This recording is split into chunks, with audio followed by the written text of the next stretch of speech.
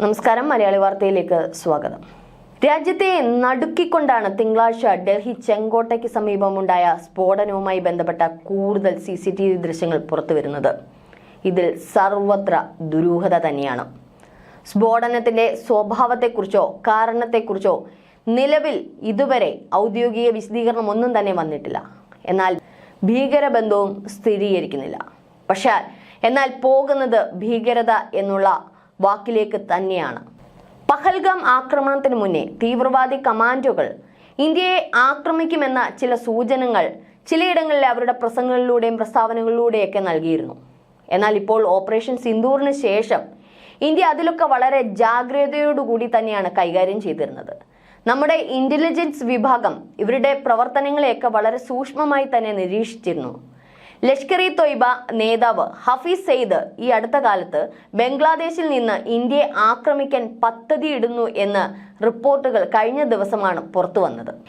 LEG commander Saifullah Saif പാകിസ്ഥാനിലെ ഒരു റാലിയിൽ സംസാരിക്കവെയാണ് ഇത്തരത്തിലൊരു പ്രസ്താവന ഇറക്കിയത്. മസൂദ് അസറിന്റെ നേതൃത്വത്തിലുള്ള ജെയ്ഷെ മുഹമ്മദും ബംഗ്ലാദേശ് കേന്ദ്രമായി പ്രവർത്തിക്കുന്ന എന്ന വാർത്തകളും ഈ അടുത്ത് പുറത്തു വന്നിരുന്നു. ഓപ്പറേഷൻ സിന്ദൂറിന് ശേഷം പാകിസ്ഥാൻ അടങ്ങി ഒതുങ്ങും എന്ന് തന്നെ നമ്മൾ കരുതിയിരുന്നു. എന്നാൽ ജെയ്ഷെ മുഹമ്മദ് പോലെയുള്ള ഭീകര സംഘടനകൾ എത്ര കിട്ടിയാലും പഠിക്കില്ല എന്നുള്ളത് നമുക്ക് ഉറപ്പായിരുന്നു. മാത്രമല്ല, മുനീർ നാണം കെട്ട് പത്തിയടങ്ങിയിരിക്കുന്നതും നമുക്ക് കാണാൻ സാധിച്ചു. അതുകൊണ്ടാണല്ലോ ഇടയ്ക്കിടയ്ക്ക് അമേരിക്കൻ വിസിറ്റും. ആ നാണക്കേടൊക്കെയൊന്നു മറയ്ക്കാനാണ്. എന്നാൽ അസിം മുനീർ എന്ന വിഷജന്തു വീണ്ടും തല പൊക്കിയിരിക്കുകയാണ്. ഒപ്പം ജെയ്ഷെ മുഹമ്മദിന്റെ കൈ പിടിച്ചുകൊണ്ട്. ജെയ്ഷെ മുഹമ്മദ് എന്ന ഭീകര സംഘടനയെ തരിപ്പണമാക്കിയിട്ടും അടങ്ങാത്ത പക ഇപ്പോഴും അവരുടെ മനസ്സിലുണ്ട്. ഇന്നല്ലെങ്കിൽ നാളെ ഇതിന് പകരം വീട്ടും, ഇന്ത്യക്ക് നേരെ ആക്രമണം അഴിച്ചുവിടുമെന്ന് പരോക്ഷമായി പോലും പലപ്പോഴും പ്രതികരിച്ചിട്ടുണ്ട്. ജമ്മു കാശ്മീർ, ഹരിയാന, ഉത്തർപ്രദേശ് സംസ്ഥാനങ്ങളിലായി വ്യാപിച്ച ഭീകരവാദ ശൃംഖലയിലെ 8 പേർ കഴിഞ്ഞ ദിവസം അറസ്റ്റിലായിരുന്നു. അതിൽ 3 ഡോക്ടർമാർ ഉണ്ടായി എന്നുള്ളതാണ് ആശ്ചര്യം. കഴിഞ്ഞ ദിവസം രാജ്യ തലസ്ഥാനത്തുണ്ടായ സ്ഫോടനത്തിൽ സാധാരണ രീതിയിൽ നിന്നും വളരെ തികച്ചും വ്യത്യസ്തമായിട്ടുള്ള സ്ഫോടന പരമ്പരയാണ് നമുക്ക് കാണാൻ സാധിച്ചത്. സാമ്പത്തികമായും തൊഴിൽപരമായും വിദ്യാഭ്യാസപരമായും എല്ലാം വളരെ ഉയർന്ന നിലയിലുള്ളവരാണ് ഈ ആക്രമണം ചെയ്തത് എന്നുള്ളതാണ് ആശ്ചര്യം.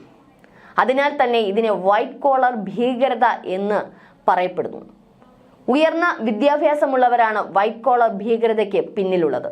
സാധാരണ മനുഷ്യരെ പോലെ തന്നെയാകും ഇവരുടെ ജീവിത രീതി. ചിലപ്പോൾ നിങ്ങളുടെ തൊട്ടു മുന്നിൽ തന്നെ ഒരു ഭീകരൻ ഉണ്ടാകും എന്നുള്ളതാണ്. പക്ഷേ നമുക്ക് തിരിച്ചറിയാൻ സാധിക്കില്ല. സമൂഹത്തിൽ ഉയർന്ന ശമ്പളം ലഭിക്കുന്ന തൊഴിൽ മേഖലകളിലാകും വിദ്യാസമ്പന്നരായ ഇവർ ജോലി ചെയ്യുന്നത്. ഭീകര പ്രവർത്തനത്തിന് ആവശ്യമായിട്ടുള്ള പണം സമ്പാദിക്കുക എന്ന ലക്ഷ്യത്തോടു കൂടി തന്നെയാണ് ഇവർ ഈ ജോലി ചെയ്യുന്നത്. അല്ലാതെ MBBS ഒക്കെ പഠിച്ചിട്ട് തങ്ങളുടെ കുടുംബത്തെ നന്നാക്കി തങ്ങളുടെ കുടുംബവുമായിട്ട് നല്ല രീതിയിൽ ജീവിക്കണം എന്നുള്ളൊരു ഉദ്ദേശമല്ല. പഠിക്കാൻ പോകുന്നത് തന്നെ ഈ ഭീകര പ്രവർത്തനങ്ങൾക്ക് പണം സമ്പാദിക്കുക എന്ന ലക്ഷ്യത്തോടു കൂടി തന്നെയാണ്. ഒരു പക്ഷേ കുഞ്ഞുനാളിലെ ട്രെയിൻ ചെയ്തവരായിരിക്കാം. അല്ലെങ്കിൽ ഇതിനിടയിൽ എപ്പോഴോ സാമ്പത്തികമായി പ്രശ്നം വന്നപ്പോൾ സാമ്പത്തികമായി ബുദ്ധിമുട്ടുകൾ ഉണ്ടായ സാഹചര്യത്തിൽ ഈ ഭീകരരുടെ സംഘത്തിലേക്ക് ചെന്ന് കയറിയതുമായിരിക്കാം. പെരുമാറ്റത്തിൽ പോലും യാതൊരുവിധ സംശയവും ഇവരെ കണ്ടാൽ ആർക്കും തോന്നില്ല. സാധാരണഗതിയിൽ കണ്ടുവരുന്ന ഭീകരന്മാരിൽ നിന്നും തികച്ചും വ്യത്യസ്തരാണ് ഇവർ. ഭീകരതയ്ക്ക് പിന്നിൽ പ്രവർത്തിക്കുന്നവരിൽ പുരുഷന്മാരാണ് ഏറെയുമുള്ളത്. നമ്മൾ കേട്ടിട്ടുള്ളതും അങ്ങനെയാണ്. എന്നാൽ കഴിഞ്ഞ കുറച്ച് നാളുകളായി ഇതിൽ സ്ത്രീകളും ഇതിന്റെ പിന്നിലുണ്ട്. ചാവേറുകളായി പോലും സ്ത്രീകൾ പ്രവർത്തിക്കുന്നുണ്ട് എന്നുള്ളതാണ് വരുന്ന സൂചനകളൊക്കെ.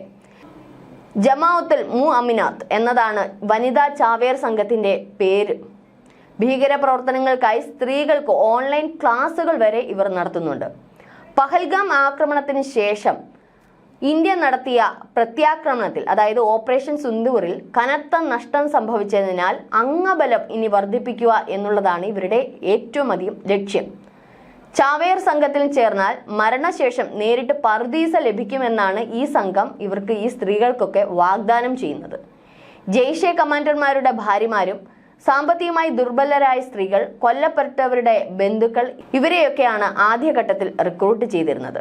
സംഘടന വിപുലീകരിക്കുന്നതിനായി പാകിസ്ഥാനിലെ എല്ലാ ജില്ലകളിലും റിക്രൂട്ട്മെന്റ് ക്യാമ്പുകൾ ആരംഭിച്ചിട്ടുണ്ടെന്നും റിപ്പോർട്ടുകൾ വരുന്നുണ്ട്. പുരുഷന്മാർക്ക് നൽകുന്ന അതേ പരിശീലനമാണ് സ്ത്രീകൾക്കും നൽകുന്നത്. മസൂദ് അസറിന്റെ കുടുംബാംഗങ്ങളാണ് പരിശീലനത്തിന് നേതൃത്വം നൽകുന്നത്. ഓൺലൈൻ ക്ലാസുകളിലൂടെയാണ് സംഘത്തിലേക്ക് സ്ത്രീകളെ ആകർഷിക്കുന്നത് എന്നാണ് ഇന്ത്യൻ ഇന്റലിജൻസിന് ലഭിക്കുന്ന വിവരവും. ആന്റി ടെററിസം സ്ക്വാഡ് ITS ഗുജറാത്തിലെ അഹമ്മദാബാദിൽ നിന്ന് പിടികൂടിയ ഡോക്ടർ അടക്കമുള്ള പ്രതികളുടെ കൈവശമുണ്ടായിരുന്നത് മാരകമായ സ്ഫോടക സാമഗ്രികളായിരുന്നു. ഡോക്ടർ അഹമ്മദ് മുഹിയുദ്ദീൻ സെയ്ദ്, മുഹമ്മദ് സുഹേൽ ആസാദ് എന്നിവരാണ് പിടിയിലായ 3 ഡോക്ടർമാർ. ഇവരുടെ പക്കൽ നിന്ന് 4 ലിറ്റർ ആവണക്കെണ്ണ പിടിച്ചിരുന്നത്രേ. എന്തിനാണ് ഈ ആവണക്കെണ്ണ? അതിനുമുണ്ട് ചില കാര്യങ്ങൾ. മാരക വിഷമായ റൈസിൻ നിർമ്മിക്കാനാണ് ആവണക്കെണ്ണ സൂക്ഷിച്ചത് എന്നാണ് കണ്ടെത്തിയിരിക്കുന്നത്.